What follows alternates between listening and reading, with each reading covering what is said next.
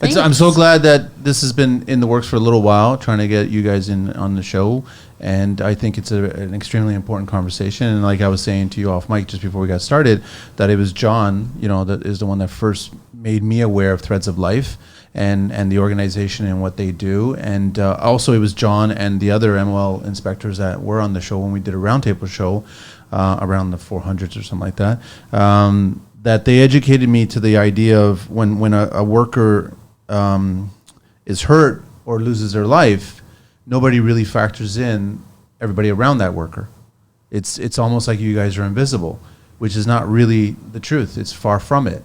And so that's why I wanted to do this show. And when I first spoke to Susan, and she's been amazing about this, organizing everything, that I was like, yeah, I want to do this. I really want to have this conversation because I think it's important. I think I want to continue shedding some more light and getting people to really understand that when a worker does get hurt, there is a significant other, there is a child, siblings, there's aunts and uncles, there's family, there's friends, and there's other workers as well. They're all affected by this one person that had a situation unfold, right? So I just want to welcome you guys and just get the ball rolling from that point, right? So it's Melanie, and how do you pronounce the last name? Kowalski Fleming. Polish. Yes. Polish guy told me anything with ski is Polish, right? Pretty much. And then it's Johanna LaRue, right? Yep. Okay, and you're coming from Barrie, and you're coming from? St. Thomas. St. Thomas, okay. And everything was fine, driving in, getting here, there's no problem at all? Yeah.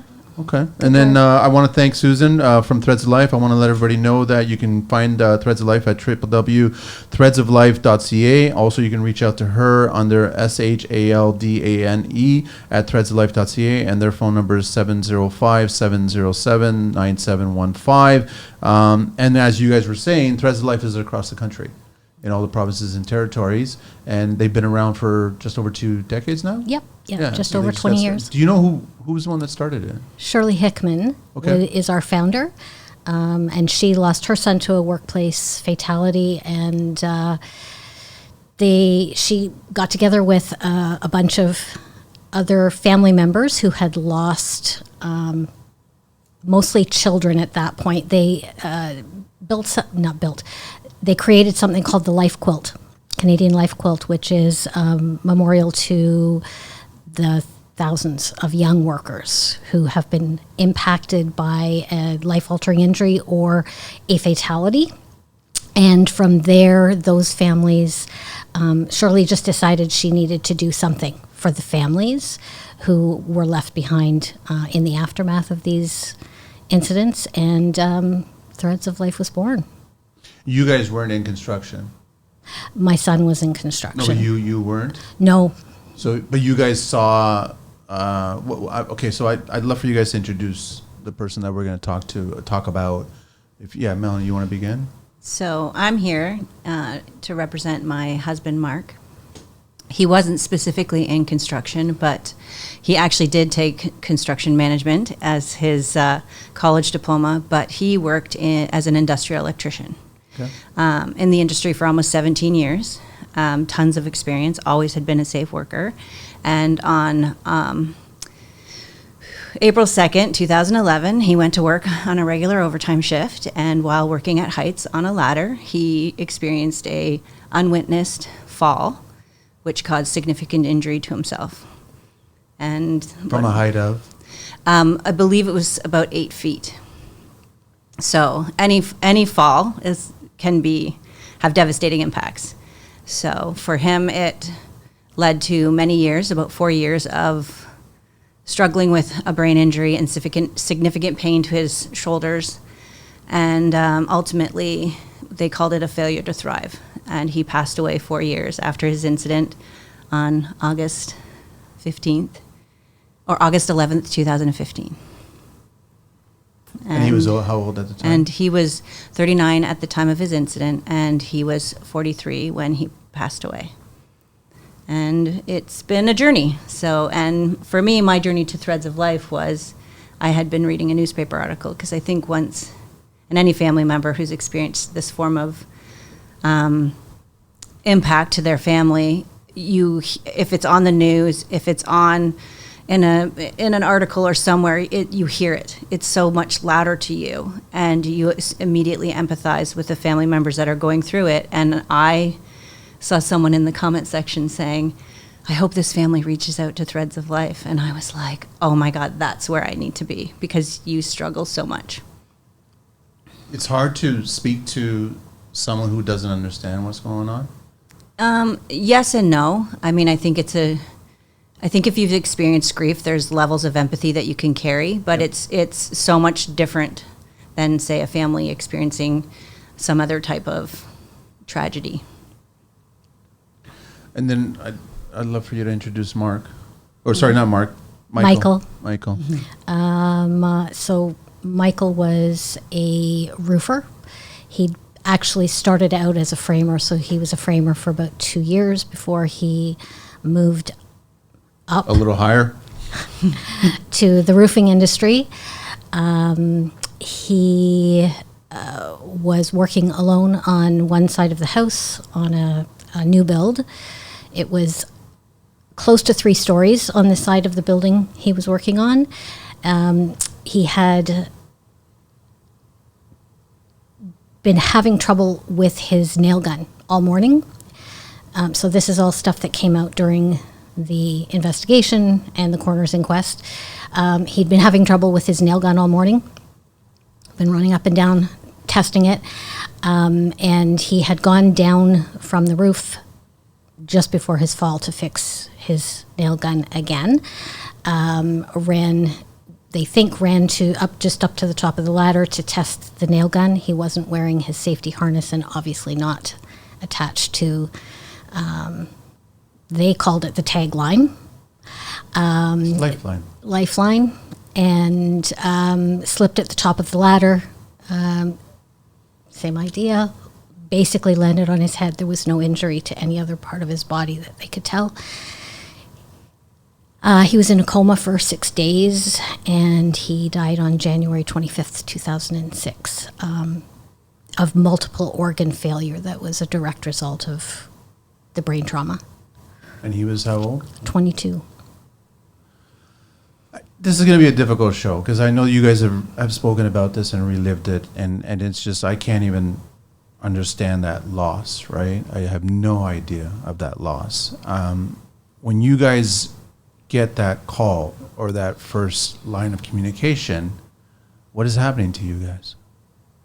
You're being told something that you never thought you would ever hear. I remember everything that day.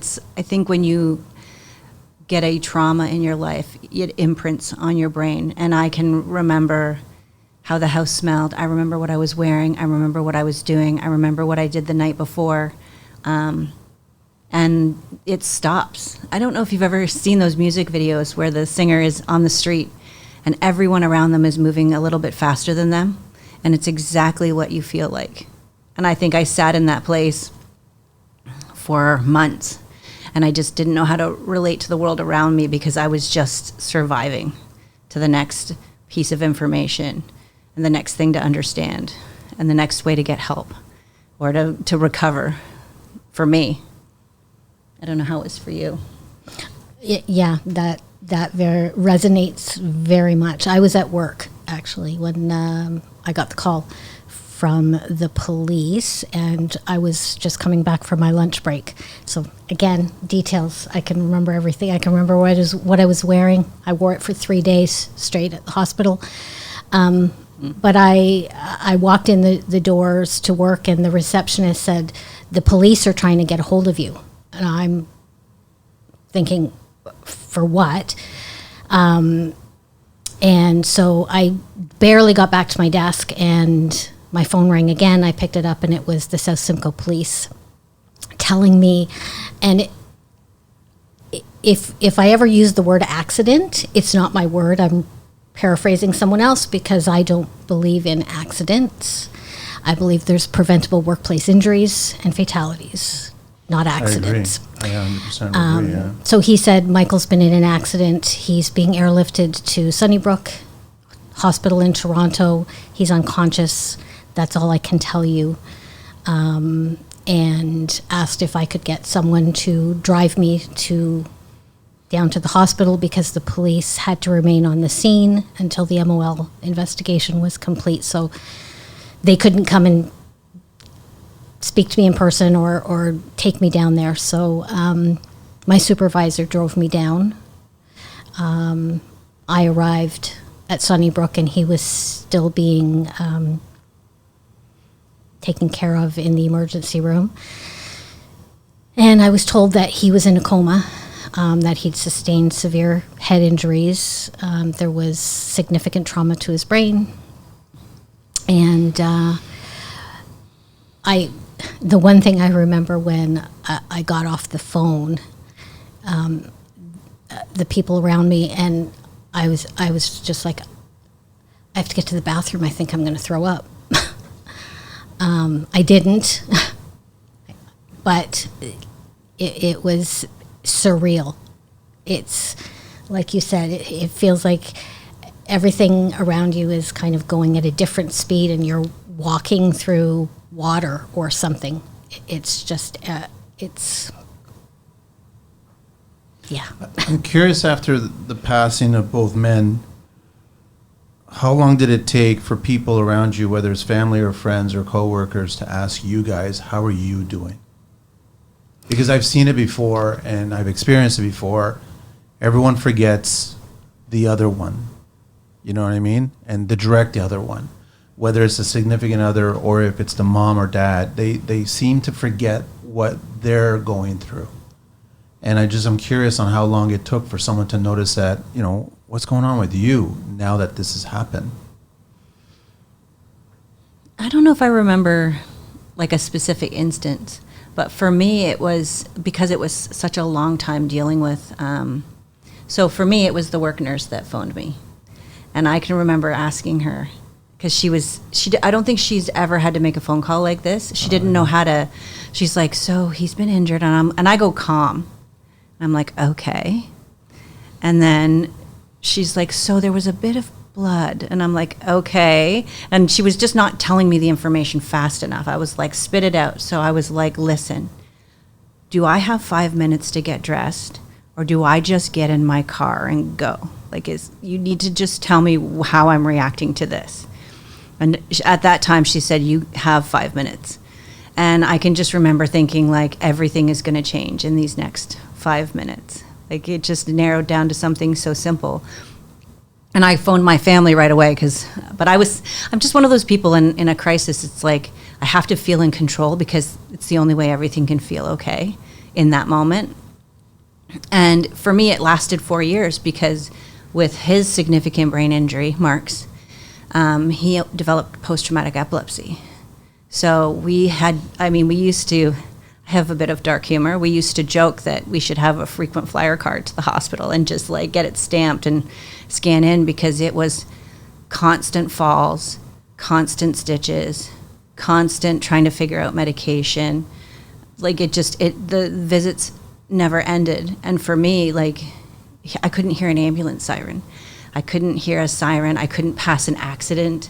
I couldn't, because it was so triggering, because I went into this spiral of like, I know what that family's going through. I know what they're about to experience. I know what that phone call feels like. Like, you just get into these patterns, and you have to, after his passing, you have to relearn how to be the person who isn't in a constant state of crisis and trauma. Like, I didn't know how not to exist in that place. So it's taken a while to kind of figure out who I am now, because I'm not running to the next doctor's appointment, or getting home from work and cleaning up blood, or trying to take him to doctor's appointments.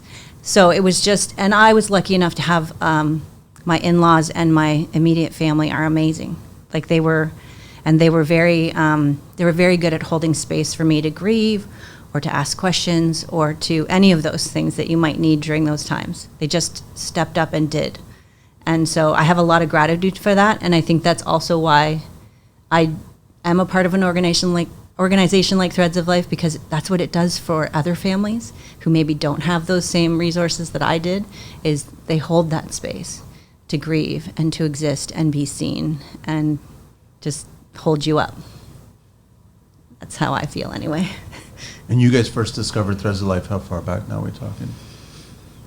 For me, it was just over a year after Michael died. Okay. We slipped through the cracks when the ministry was just starting to. Around that time is when they started to be better, Yeah. for lack of a better word. Yeah. And so there was 2 crisis counselors on board at the MOL at the time.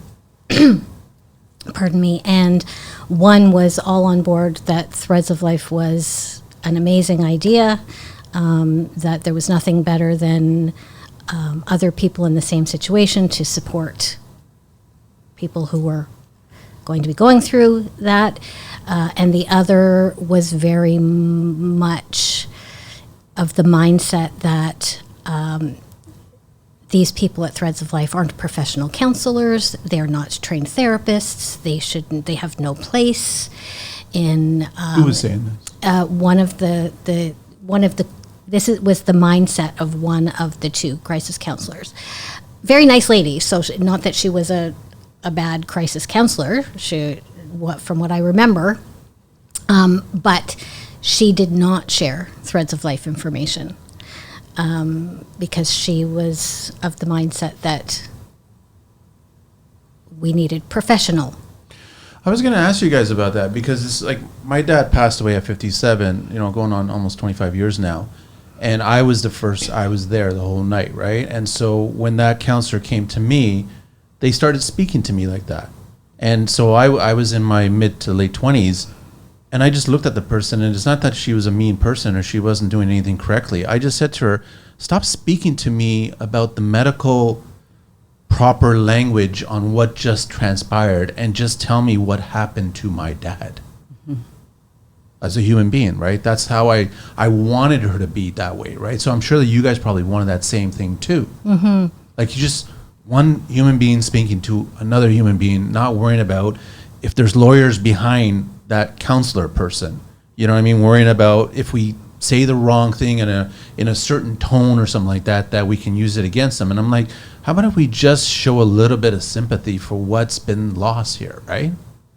Yeah. And you guys experienced that when that first, but that's kind of, you mentioned something earlier that kind of got my attention where he lost the medical, they said he lost the will to thrive?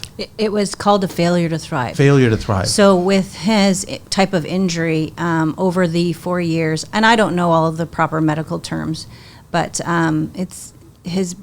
he developed brain atrophy. So everyone ages naturally and your brain atrophies slowly in life. But his was hyperdeveloped. I don't know if it was from the injury. I don't know if it was from the continuous seizures. I don't exactly know where it came from, but he could not really make life-sustaining decisions when it came to, and so he the slowly, he just slowly faded from who he was. And especially with a brain injury, there's a very short window of healing. So from what I was told from his counselors, that it's about a 2-year window. So you do the most significant part of your healing in the first 2 years after a brain injury. And does that change the older one gets?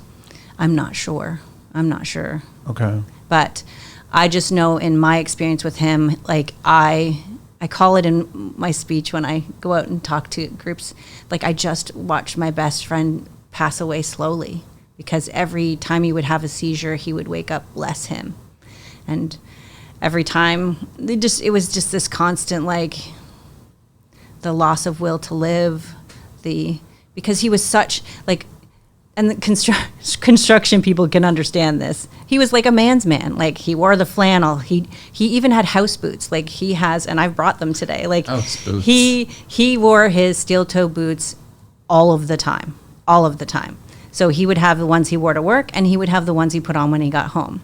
And he called them his house boots. He even wore a pair when we got married. And I didn't care. I was like, I'm not going to take away from who you are. With the tux? Yeah, well, it wasn't a tux. It was a suit. He's like, I'm not wearing a tux. I'm like, no. I'm like, I don't care. He's a man's man. Like, literally, most of his wardrobe was from, like, free Budweiser cases of beer. Like, I'm not even kidding you. Like, that's who he was. Gray T-shirts, the button-up-fly Levi jeans, his steel-toe boots, got his Budweiser hat on, and he's outside in the yard doing, like I don't know, that could gardening, like took care of the yard work, always building things, like that's who he was. And he could do none of those things. Like he couldn't even wear his boots because they were almost too heavy to walk in. So it was like everything that made him who he was, he lost that. Couldn't drive, couldn't go out in his shop and build anything he used to build. And he was like, that was so much a part of who he was. I don't want to seem like I'm overstepping or something like that. And you guys don't have to answer this question, because you went through 4 years and you went through 6 days. 6 days. Do you wish they would have passed when it happened? And honestly, tell me if I'm overstepping and I'm like, I shouldn't be asking this question, but because of that pain that they're going through and you're going through. For me, that's a yes and no answer. That really has two answers. Michael went through multiple surgeries. They had to put a gauge in his skull to monitor his brain because it was swelling really rapidly. Then they had to do a craniectomy to remove a portion of his skull because his brain was swelling so rapidly that it was very close to putting fatal pressure on his brain stem. So he, that whole time we're trying to save him, but at the same time, we're just hurting him more and more. So that's the yes piece. Yes, it would have been better for him to not have put him through all that. For me, though, it gave me a little bit of time to say goodbye.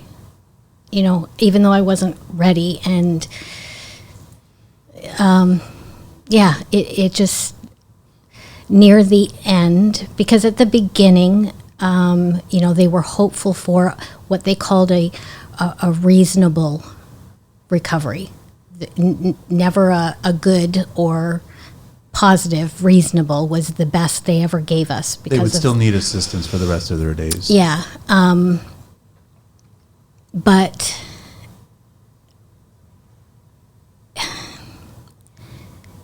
in the beginning, there was some hope, but near the end, they were getting closer and closer and telling us, really there is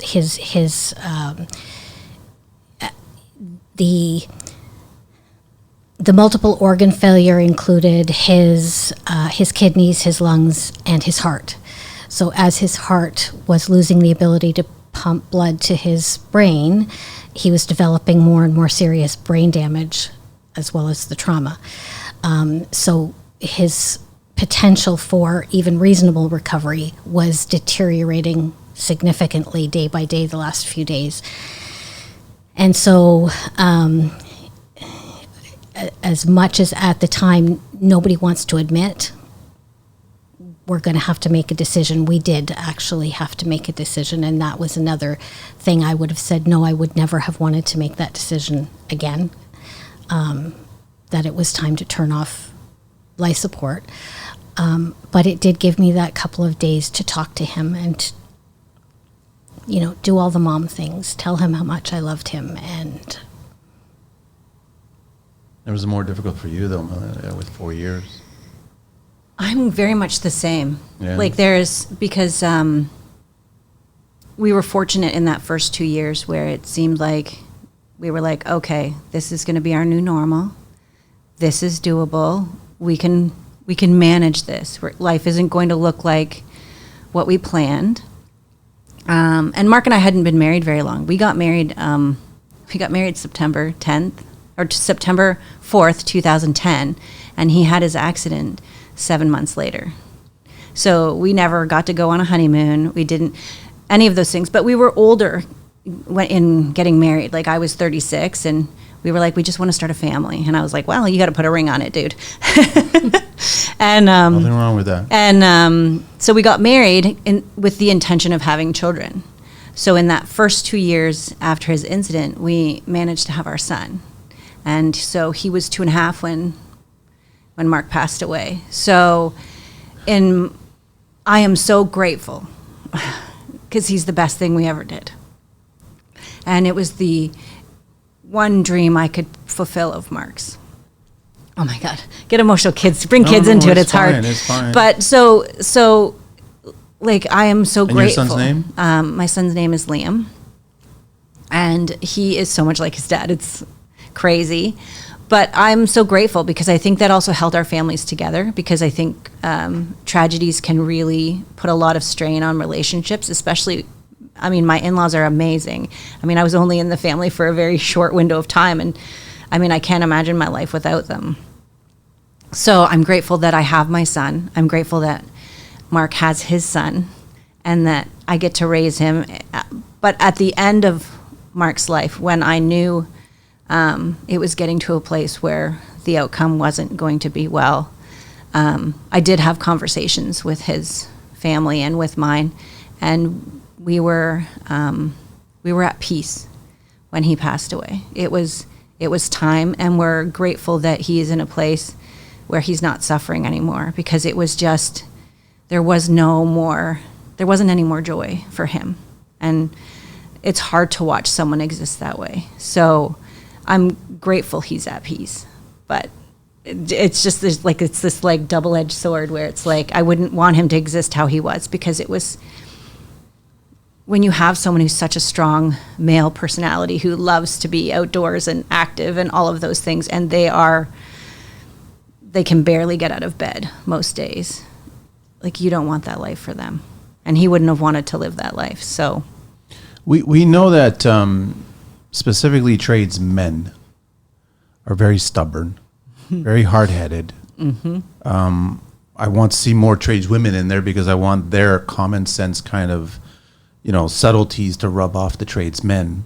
So then, and I think that the tradesmen are getting better, but I'm going to say the majority of tradesmen go to jobs and they go to work not thinking about this. This is not a part of the equation. This is never going to happen to me. And it just takes that split second. Both of your situations were split seconds that something changed. And I want more, especially the younger trades, to really understand the risks that are associated with everything. And there's lots of stigmas attached to construction where you get people afraid to speak up. They're being told to do a task, even though deep down they know there's risk associated with that task. And we want them to speak up without the fear of being terminated and, let go and not have work at that point, especially during hard economic times, right? But I really want, out of this show, why I started this show and why I want to do this show and why I'm doing more shows about safety. And listen, I was never the perfect trade. I was that stubborn tradesman. I was just like, no, it's not going to happen to me, and I'll get electrical tape, and that's my Band-Aid. We just live by the electrical Band-Aid, right? And but once you start realizing there is a risk that you won't go home, and then you start realizing what and who and how that's going to affect everybody, maybe you take that extra little split second before something happens, and you just make sure things are safer. Maybe there's a railing there. Maybe there's that. Like, you just question it. And I think that we want more and more tradesmen and women to see other people's job sites and speak up and say, that's wrong. You know what I mean? And just, are you guys conscious of that now? Because I'm sure you still drive around, as much as a job site's going to trigger you. And I'm not saying you're going to be playing that mom, that situation where it's like, do as I'm telling you to do, be safer, right? Mm-hmm. But do you still see the lack of safety on these job sites? Oh, Lots. I do. So I guess I have stopped. Good.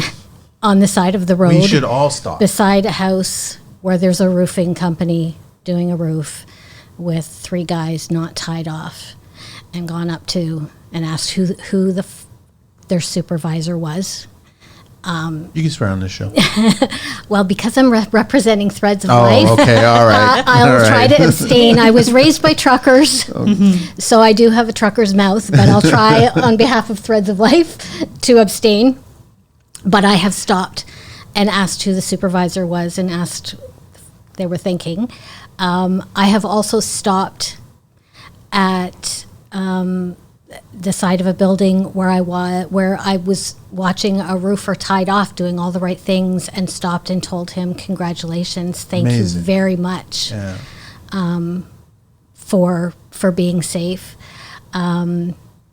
We actually just had our roof done on our house on Monday, and I made sure that I left before they got there, and that I didn't come home until after they were done, because it can be a trigger. It's been almost 19 years, so it's not as much of a trigger, but it can be, and especially if I see when workers that aren't using appropriate PPE. So yeah, I see it, I notice it, and I've occasionally said something. Which you should. We should all. Everybody should. Yeah, because we should all be watching out for our brothers and sisters. As simple as that. We know that construction sites are dangerous. We don't have to have ego. Like, we don't need that on the site where it's like, I'm too cool for PPE. Nobody is too cool, right? I think they are learning a little bit more, but you're still getting the young ones that are, I'm still okay. I'll pull it off. I can still pull it off and get something done, right? Do you stop? Do you speak to anybody? Or So even before I met Threads of Life and started as a speaker, I was speaking. I found ways because I'm part of a professional union. I work in the auto industry. I was like, I'm determined to share my story because this has to stop happening. Like, because I've worked in industry for almost 30 years. Like, I've been around environments that can't always be as like magically safe. Like but you have to be aware of your situation. And I do stop. I stop at work. I've looked at my team leaders and my supervisors and went, you know who I am, right?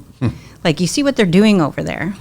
Maybe you need to go over there. Like, and I've walked up to people and said, you need to put a safety vest. You're in a crush zone, and I don't want to see something happen to you. But I think that's the beauty of why we share our stories, why we do the speaking that we do. Because, like, our voices are so powerful. Because when I talk about Mark to anyone, and I've shared from, like, old age home people to students to any other industry and wide range of workplaces. I mean, I've shared to the heads of companies. Everyone knows a Mark in their family. He is someone's brother. He is someone's son, cousin, uncle, friend. And once you connect with them emotionally, once they really can feel it, you take that away. You carry that. When they see some of the images that I share of Mark's life before and his life after, nobody leaves without a piece of Mark. And that small piece could change the life of somebody. So it's why we do what we do. I mean, I was never a public speaker. I was like, there's no way I'm getting in front of 200 people and saying anything. But now I'm like, if I don't, I'll speak to anybody. Anywhere. Yep. Mm-hmm. I would love for you guys to share a lot, because I know a little bit about Threads of Life, and there's the walks, and there's other things that they do as well to help out people. If you guys want to share all those little details that they do, anybody wants to reach out to them, they can speak to them and be a part of volunteer, things like that. Sure. So Threads of Life is a national charitable organization from coast to coast that provides support to families who are coping with the aftermath of a workplace tragedy, whether that is a life-altering injury, an occupational disease, or a fatality. We also have what's called the Speakers Bureau. We have a number of trained speakers who go out, and we will speak to anybody from students to, like Melanie said, corporate heads and everybody in between about sharing our story to make that personal connection between the things you do and the way you behave and the way you think about safety and the real repercussions of the lack of safety awareness. So that's our Speakers Bureau. And like I said, we will speak to any group, any big or small. And then we have our Steps for Life walk, which happens just before NAOSH week every year at the beginning of May in communities across Canada. I think we're in 30 communities right now. Something like that. Yeah. It's a 5-kilometer walk, right? It's a 5-kilometer walk, stroll, run. A couple of years ago, the Barrie Walk had a group of firefighters who came out in full gear and ran it. And we're all like, Yeah, no. I mean, first of all, firefighters showing up. But, Great. Are they back? Are they back this year?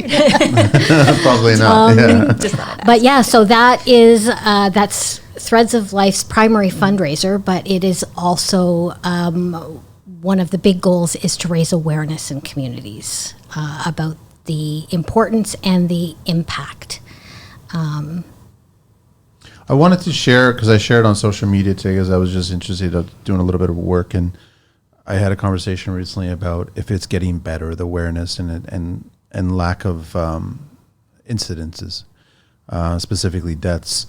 And it's hard to get the data and kind of connect it, because the government will say we're getting better, but they're not also telling you that there's fewer workers on the sites because of economical times, right? So it's not really a fair reflection. But some of the data that I came across in Canada, this is Canada, in the past 20 years, we're on average about 140 to 170 workers die each year, which is 140 to 170 too many people dying this every year, right? And we've just seen a steady incline of this happening. There's a little bit of a jog during the pandemic years where it's changing a little bit, but we're like, the worker size is getting to 1.4 as of last year, 1.4 million as of last year, and 20 years before, around 2003, we were at about a million, just over a million. But then the deaths back then were half than what they are going right now. And so what I wanted to let everybody know is that the number one are falls from heights. That's the number one, contributed to 35%. Second one is struck by an object or a piece of equipment. And then third is electrocution. Fourth is caught in, crushed by. 5 is vehicle accidents. Number 6 is exposure to hazardous materials. 7 is fires or explosion, and 8 is other causes, which is heat exhaustion and drowning. And I'm just trying to figure out, like, how do we? The awareness part is far more valuable than as long as that worker is understanding that something can happen to them. But sometimes even worse is someone, as a result of not being aware of safety, you could hurt somebody else, which is really devastating as well, right? And we should all be very conscious of both of those and be aware that when we do go to the job site, that we get to go home from the job site, not in a ride in an ambulance, right? One of the things I talk to, especially the young workers or the high school students, because I speak to a lot of high school students going out to do their co-ops. And I always talk about the other 2 young workers who were on the job site that day. So all 3 of the workers on that site were young workers. They were all under, Michael was the oldest at 22. Oh, wow. And then there was the supervisor who, I don't know how old the supervisor was. And I always talk to them about, to the students, about their own safety and the importance of their own safety and their rights and responsibilities as young workers and all of that. But also their responsibility to say something when something doesn't appear safe, to say something when whether they don't think it's safe for them or for somebody else they're working with.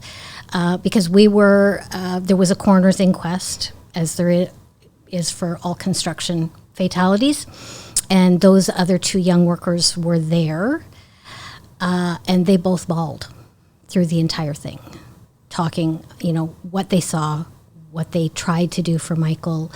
The one... They saw him actually fall. Nobody saw him fall because he was alone on his side of the roof. Oh, so they saw him. So nobody, they heard. But that was the first one to reach him.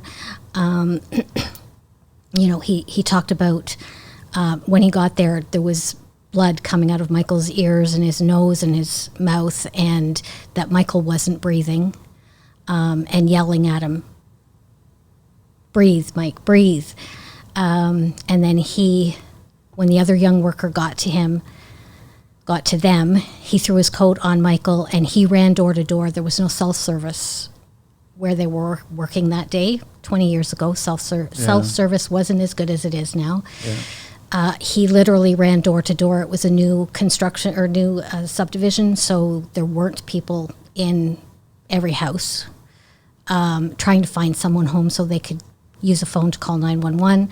Supervisor jumped in the truck to run to the local police station. And the other young worker that stayed with Michael, he was sobbing, and he said, all I could do was sit there and watch him bleed. That stayed with those guys. Yeah. I'm sure it still does. So that's one of the things that I talk about to these students is, even to see it is going to affect you. Yeah, it is. So it's not okay to say it's not going to affect me. If you see something that could hurt someone else, you have to say something. Yeah. I have a lot of respect for the Ministry of Labor inspectors who do get those calls to go there and what they experience, because they experience quite a bit and what they go through. But the co-workers, are they still in construction, the other two? I'm not sure. Okay. They were both still roofing at the time of the coroner's inquest. So my guess is they might be. Construction tends to be one of those industries where the money is too good to leave, right? Well, it's almost I have this skill, I have this passion, this is my interest, this is my calling, this is what I'm going to do. We understand that there's a slight chance that this could happen, but we never think that it could happen to you. We all talk about it, and it's like the unheard conversation on the sites is what I mean. And it becomes a very loud conversation after it happens. And that's the unfortunate part, because it should be loud on the site. And we're trying to do that same thing. I'm trying to figure, can you guys share, how is the Ministry of Labor during this whole, because obviously there was an investigation, right? And it would have carried on for the entire time, or was it just when the incident happened? So for Michael, the investigation goes, that it's changed. We just learned a couple of weeks ago. When Michael died, they had 1 year to complete their investigation and determine whether they were going to press charges or not. It's now 2 years. So there was a 1 year period where we really had no information about what had actually happened on the job site, because they don't want to. They don't want to jeopardize, if it does go to trial, they don't want to jeopardize the court case. Okay. So everything is kept under pretty tight wraps until they determine whether they're going to charge the company or not. So the Ministry of Labor, they're called a manager, project manager, I think was what they were called. He was very nice, really awesome. He did, called periodically to just check in and say, just want you to know things are still ongoing. But he couldn't tell me anything and they literally called us the day after their time frame was up and said, he said, when's the earliest you can come in and meet with us? We'll tell you what's going on. We'll explain everything. And they did charge the company. So, but during that 1 year period, that's a really tough time for families who have gone through a fatality. Yeah. because they don't tell you anything. You have no idea other than little tidbits that you might have received at the very beginning from, maybe the police who called. Yes, I knew that Michael had fallen from the top of a ladder. The why, when, where, how wasn't, we didn't find that out until the investigation was complete. I don't know how it goes with an ongoing situation. I still don't have those answers. There's no resolution yet. I met, well, there is probably a resolution, but I met with the Ministry of Labor once, and they came to my house to talk with Mark and me. They wanted, because I had his bloody cut up uniform and his boots that he had wore that day in a bag in my basement, because you get sent home with those things, and they wanted pictures of it. And then I was never contacted again. So it's been all of this time, so 9 years, I think, 10 years since he passed away. And I have considered reaching out for those answers, but I lived in crisis for so long. Like, I went through even some personal issues medically with myself. Like, I almost passed away having my kiddo. So like it was just so much going on and so many crises that I didn't have the energy to find out answers. I just wanted my husband to survive. Yeah. And looking back now, it doesn't serve me currently to have those answers, because there isn't anything that's going to make this It won't change. better. It No. isn't. And I maybe will pursue that someday, because those are things my son may want to know. And at that time, I'll let him make that decision, and I will, whatever he decides, I will support 10,000%. But like, I'm sure it doesn't matter what is written on those pages. There isn't going to be that aha moment of, I get it. Like, nobody wins. Nobody wins in this. Everyone loses. The coworkers lose, the families lose, the companies lose. There isn't anything good. And so I just never pursued it. So for me, I don't know what the process was, because I mean, really at that time, Mark was just an injured worker. Like, he just had catastrophic injuries, and it was all about getting him what he needed medically to function in his life. So beyond that, I don't have any answers, and I may never. In your situation, so they were charged, but were they convicted? They actually were charged, and I cannot remember what the 3 charges were. They agreed to plead guilty to 1 in order to have the other 2 dropped. So the lesser 2 charges were dropped if they pled guilty to the most significant of the charges. So there wasn't a formalized trial. We did have to go to court, but Okay. it was a plea. So I'm just curious, is the company around, or are they still? they went out of business. They were a small mom and pop business from up in Severn Falls, I believe. And they did lose their business. I think they opened up again under another name. But I don't know. I didn't follow the company afterwards. Can you guys, if you can, what time of the day again did the incidents happen? Mine was like around 10 o'clock in the morning on a Saturday overtime shift. And yours was? Just after lunch on a weekday. I don't remember which day it was of the week, but it was during the week. Do you guys remember, because Michael would have been leaving home, right? I'm assuming? Yeah, he was living on his own at that point. Oh, he was on his own, right? Yeah. Okay, so you didn't see him in the morning of? No.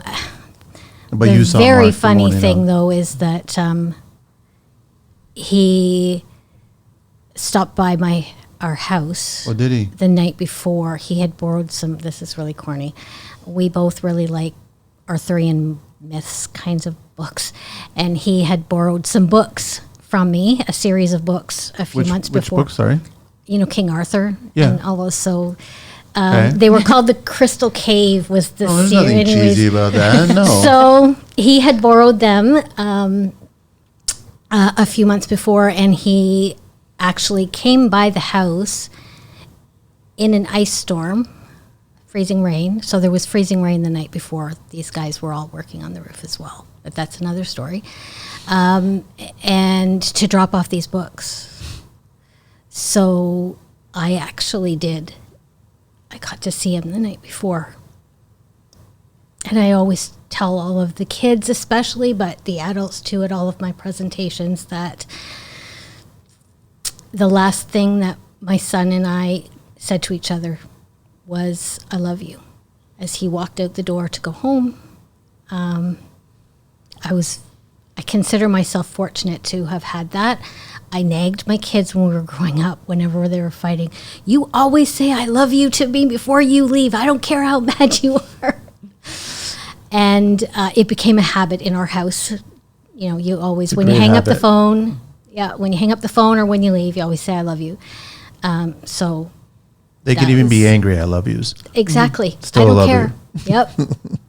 Yep. So I saw him the night before, even though he wasn't living at home. And then Mark.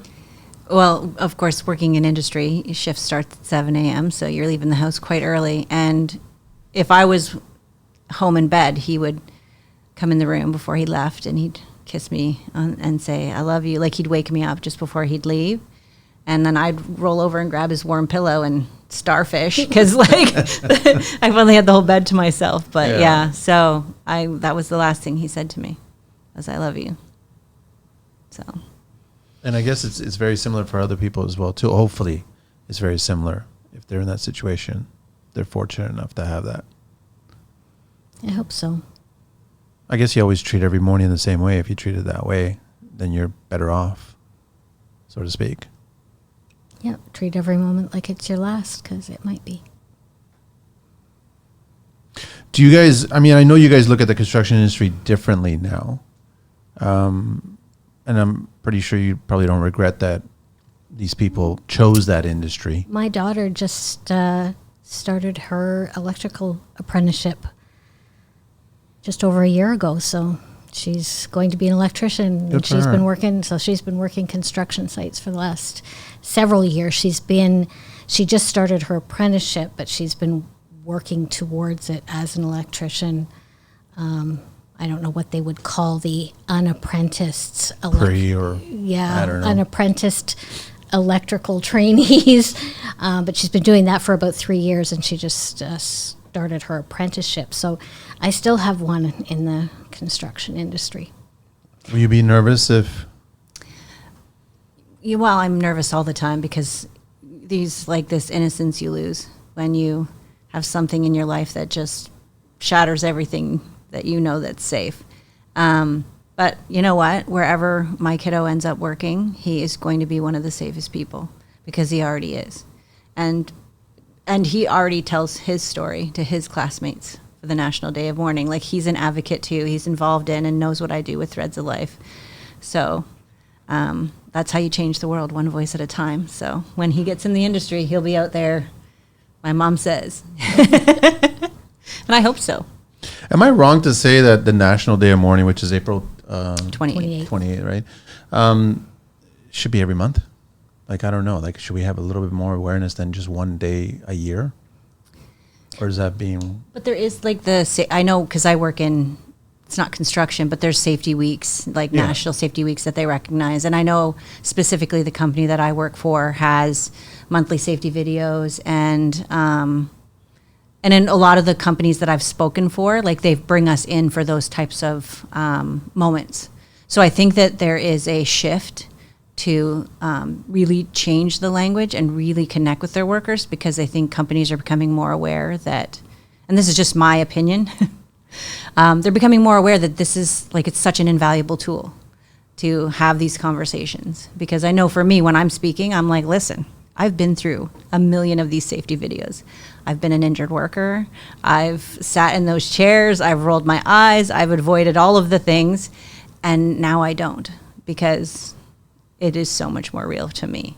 So, yeah, I mean, I think there's a shift. I think it's slow. But any start is better than none. Of course, yeah.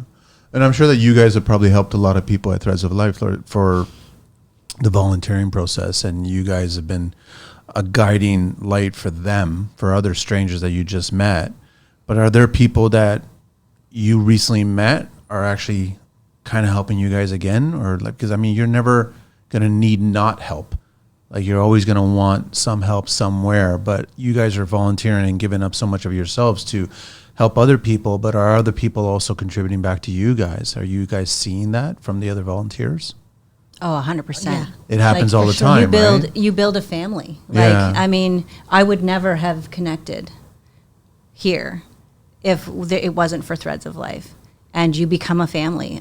We just finished our Central Family Forum. So basically once a year, there's 3 forums, like East Coast, yeah, Central, and then out west in Alberta usually, yeah. So, and what it does is it brings family members together, and there's workshops that you can do. There's just all kinds of opportunities to connect because it's so much of a community, and you share stories. And I was fortunate enough, especially for what's the word I'm looking for? Sort of seasoned family members. So this wasn't my first family forum this year, and they outreach and say, "Hey, we have some new families. Can I sit them at your table that first Friday night?" And I'm like, excellent. Yeah, absolutely. Because it can be intimidating. I mean, you're coming in and meeting a whole new group of people, and you're somewhere in your process of grieving or figuring it all out. And you're friends forever. You, like, the last day you're exchanging phone numbers. And I mean, right now I just nominated myself. I'm like the like captain of the self-care club, and I send out a text like every few days. Because you don't, when you're captaining the ship, especially as moms. Yeah, so like I send it every few days now. I send it like, are you doing your self-care? Are you doing your self-care? Because you don't. And because I'm also a family guide, so I did that training. And any training you go for, like it is like instant recognition of family. Like everywhere you go. Like I have never met a Threads of Life family and a member that I haven't felt at home with, and I think that's such an invaluable tool. It's such an I just like it just fills your bucket. Like especially like I think the family forum is the big place. I said it this weekend. It's the family forum weekend. This is where I go to fill my bucket. Because doing the speaking, you're giving of yourself. Doing the family guide stuff, you're giving of yourself and supporting. I'm also on the Steps for Life committee for London area. So we're just launching our sort of plan for what our walk is going to look like this year. But then you go to a family forum and you partake in the seminars and you get to sit with family members and then you have the conversation, and it's like this reset for the year of how you're going to move forward and continue to do what you do. And you're just with people who totally get it. They get what it's, widows who have lost someone to a workplace fatality. Like Melanie said, losing a family member or having a life-altering injury or an occupational illness that significantly impacts your life is different than any other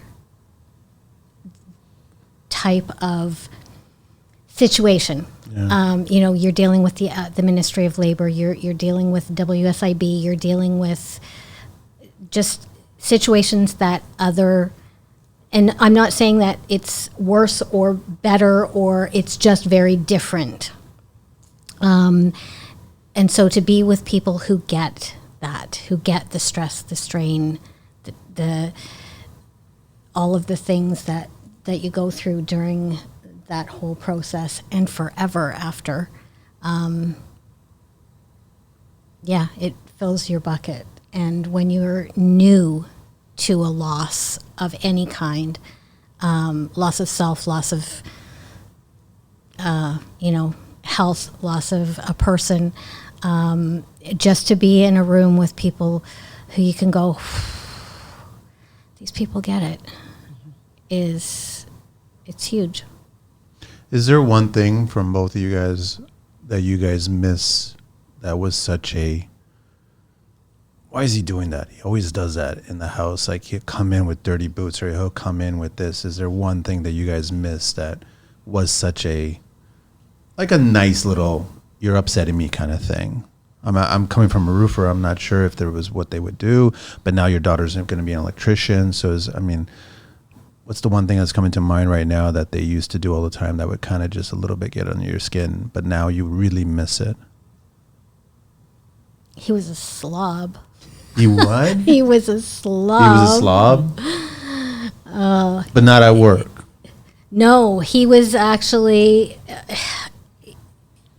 everything we heard, both from his past employers and the ones he worked for when he died. He was very meticulous, extremely meticulous. But at he was home, a slob at home? his bedroom was a train wreck. The back of his vehicle, when we got it, was it's like a bomb went off on it in it.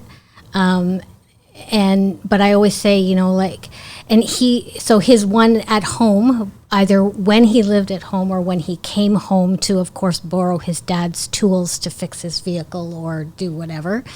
He was really bad for borrowing stuff or using stuff and never putting it back where it belonged. It's a store. And I always tell them, people that even after all this time, I would give anything to have one more chance to pick through his uneaten lunches to gather up his laundry. And I know that his dad would give anything to search for days for any one of his tools if it meant that Michael was still here and had been the one to lose it. Anything come to mind? Not so much things they did that annoyed me, because we were so early on in we were still really in the honeymoon phase for sure. But there's so many because he was a perfectionist. Things had to be tidy, in its place, everything. And I'm not a perfectionist, but I like my home to be homey. So we got towels for our wedding, and I just folded them neatly, totally neatly. And he was so upset. He's like, "Are you folding them like that on purpose?" I'm like, "What are you talking about?" And he got upset about how I was like, "Can you show me how you want them folded?"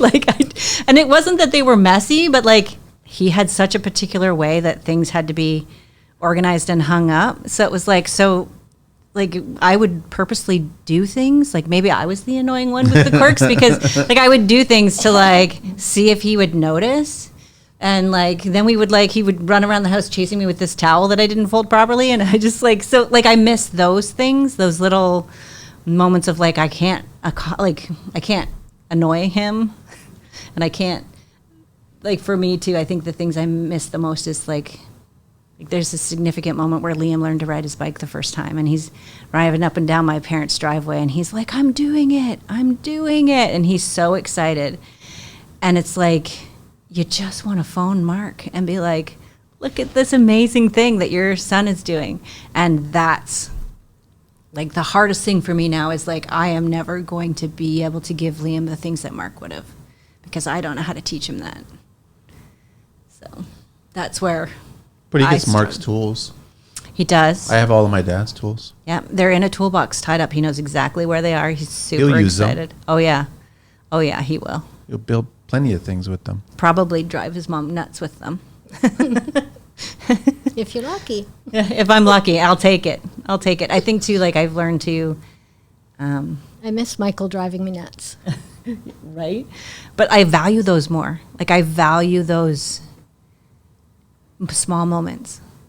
Just sit and hold on to those more, because you don't know the next time you're going to get one of those moments. So it's interesting in this journey because I carry a lot of gratitude moving forward because of who I am now and the things that I'm doing. I wouldn't be this person. I hate how I got here. I will always hate how I got here. But if I can change someone else's story, then I'm going to do that. Can you guys even imagine if there was no threads of life here? How men or women, family members, everybody would be coping? How would they be handling the situation? I can't, because I can't imagine.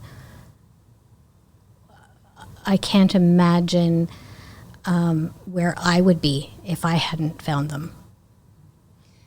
It was interesting. I was in one of the sessions this weekend, or not this weekend, at our family forum, and it was I'm going to get what he does wrong, but he was a professional in psychiatry or something along that line. And he made this statement about how we live in a world that is illiterate when it comes to grief and grieving and death, because we don't hold space for any of that. And there's still a long way to go where we can learn what that language looks like and how we can provide support. But having Threads of Life makes a big difference in that journey, because the tools I learn here, I don't just use for fellow family members. No, I use it throughout everything that I do. Have you guys met anybody that actually worked with your son, your husband, through Threads? Actually, Really? My second presentation with Threads of Life, because my first presentation was an unexpected surprise. They when I did my Speakers Bureau training, they said, don't worry, we ease you into it. You'll have a small group the first presentation you do. It won't be too bad. And my first group was a construction company down in Vaughan. And I don't know, there was 100 and some people in the room. But the second group was the college in Barrie. And I spoke to their co-op class. And the teacher contacted me a couple of days later and said that one of the students that was in that class had worked with Michael.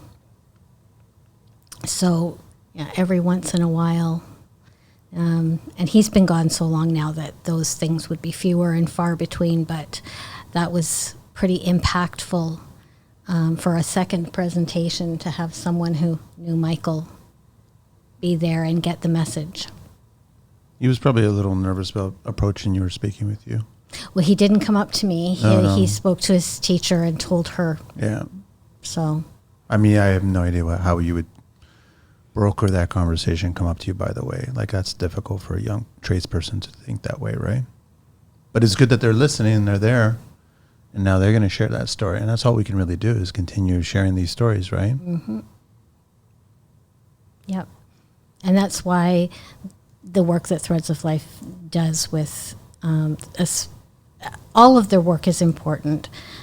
Supporting families is crucial because, like I said, I don't know where I would be if I hadn't found them. But the outreach, the Speakers Bureau, where we're going out there and we're changing the way people view safety, the way they really look at how they do their job. I've heard so many times people say, I used to think PPE was such a waste of time. Depending on the job they're doing. Roofers are really bad for it. They are. I could list you a bunch of other trades that are not that much better. Yeah. So until they actually hear a story or something happens on a job site. It has to happen for somebody to actually just be aware of it now. And the question is, how long does that awareness stick with that person? Does it disappear after a week, a month? I don't even think it makes it to a year. Yeah, I don't know. But I do know that a big piece of what we do with Threads of Life is trying to get that message, that particular piece out there, so that maybe it will change the way they look at, we all hear statistics.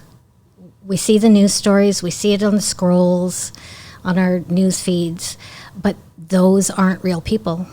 We don't know them. We don't have a connection with them.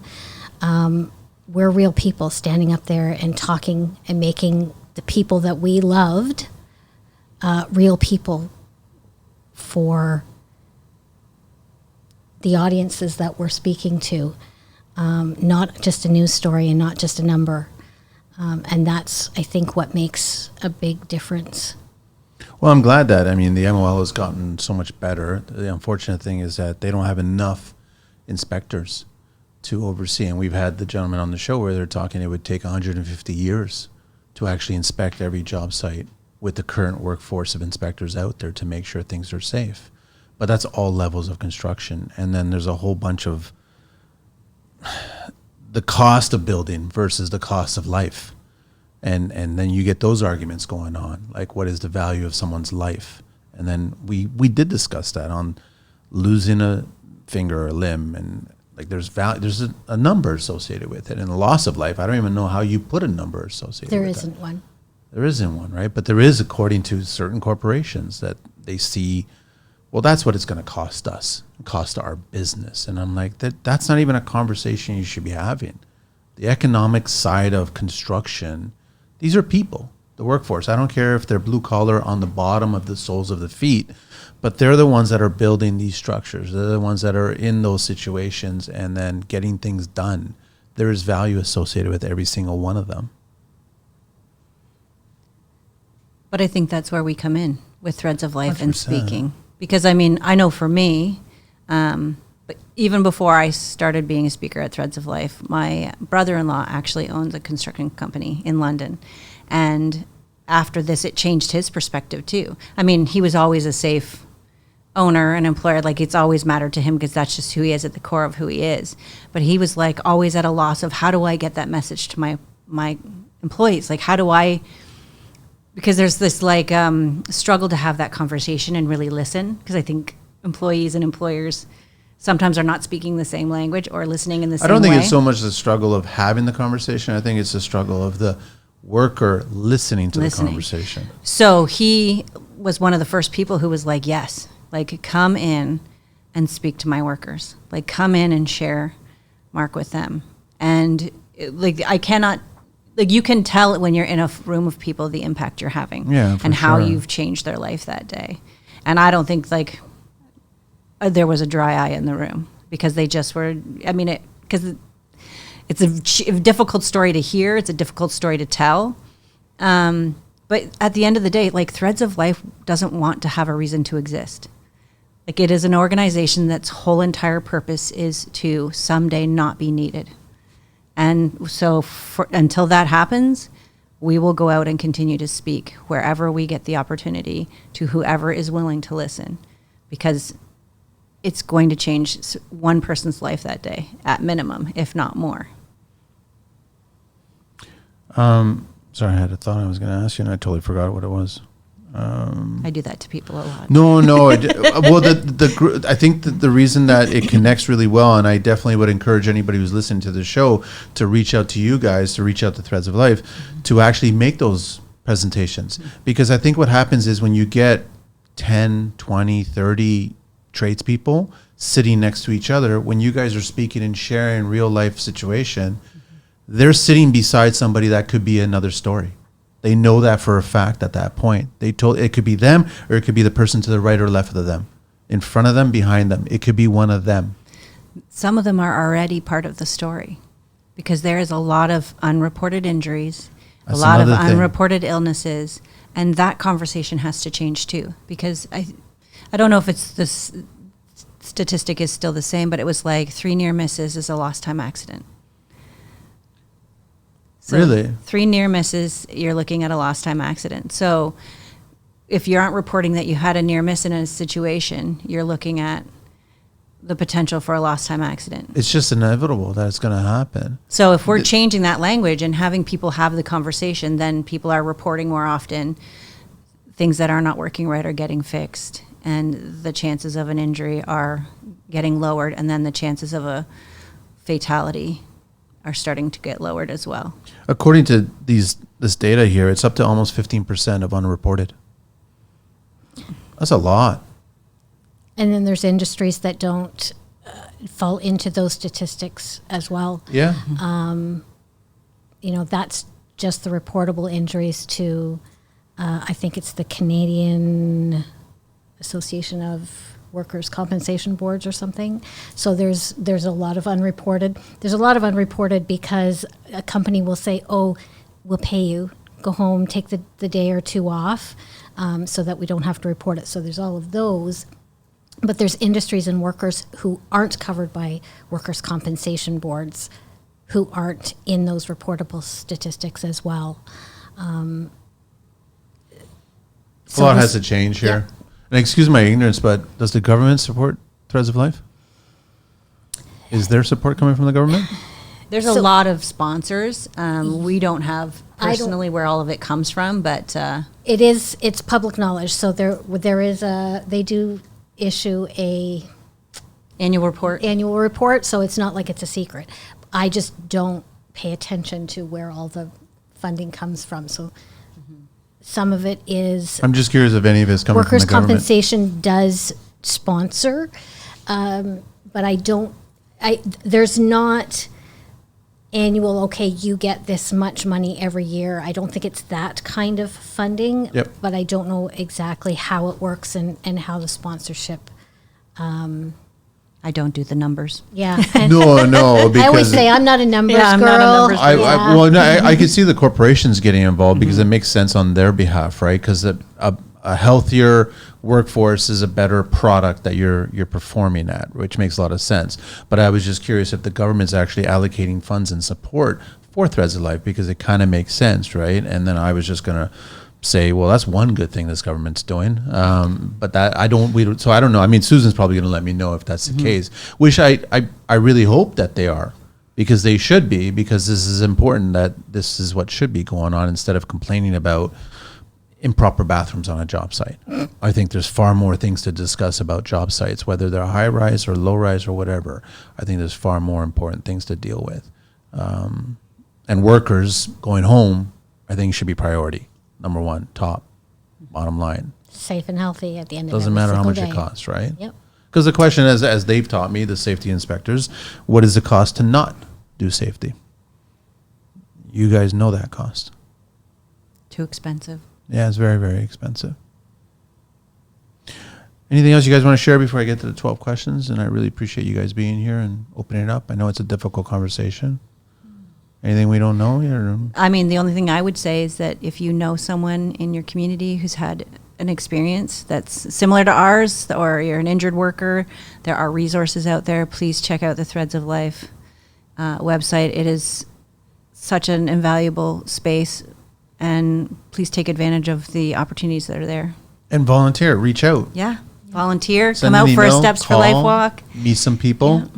And if you're a company who is having a health and safety, worker safety day, please reach out to Threads of Life as well, because we would love to come out and speak to your workers about the importance and impact of workplace safety and injury prevention. So, And we have a wide range of speakers. So I'm almost sure we'd find someone who would fit your industry.